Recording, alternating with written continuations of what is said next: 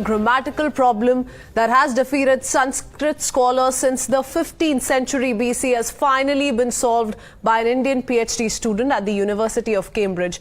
Rishi Raj Popat made the breakthrough by decoding a rule taught by Panini, who's also, remember, known as the father of linguistics, and is now encapsulated in his thesis entitled "In Panini, We Trust: Discovering the Algorithm for Rule Conflict Resolution." So a big moment for India, and certainly an Indian student studying in Cambridge, making all of us proud. Let's listen in from him. We earlier spoke to him with regards to this breakthrough. Here's what he had to say.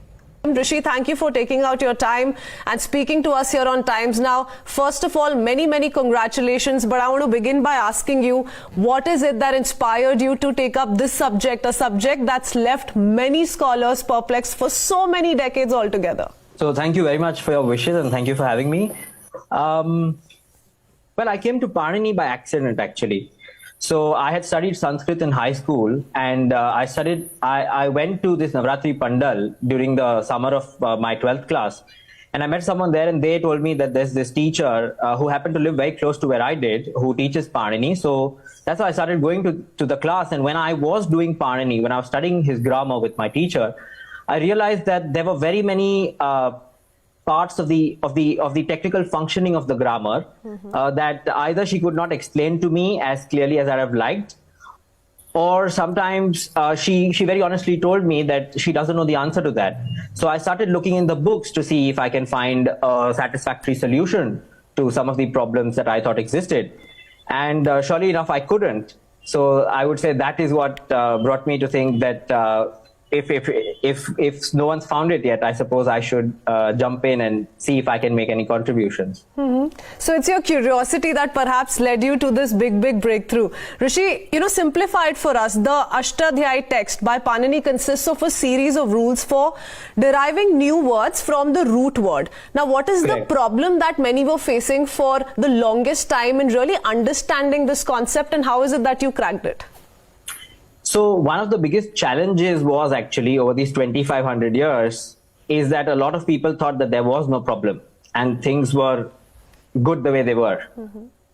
But the fact is that often, as you said, when you try to derive a grammatically correct form, starting with the root and the suffix, what happens is you're supposed to apply rules over a series of steps. So you apply one rule at each step, and then you've got multiple such steps. What happens is that at a certain step, very often, two rules become simultaneously applicable.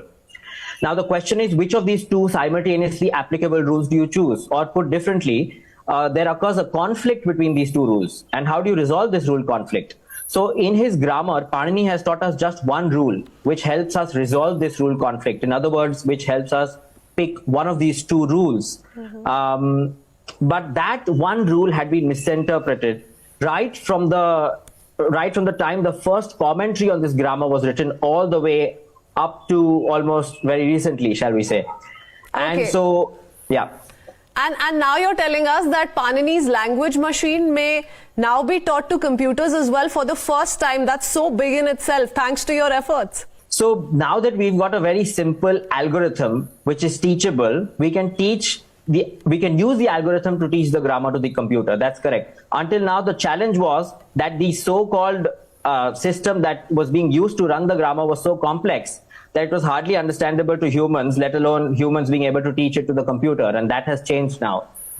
Okay. And you think the interest in Sanskrit per se is also growing, and in that sense, this breakthrough will further revolutionize the study of Sanskrit at this crucial juncture this language is seeing?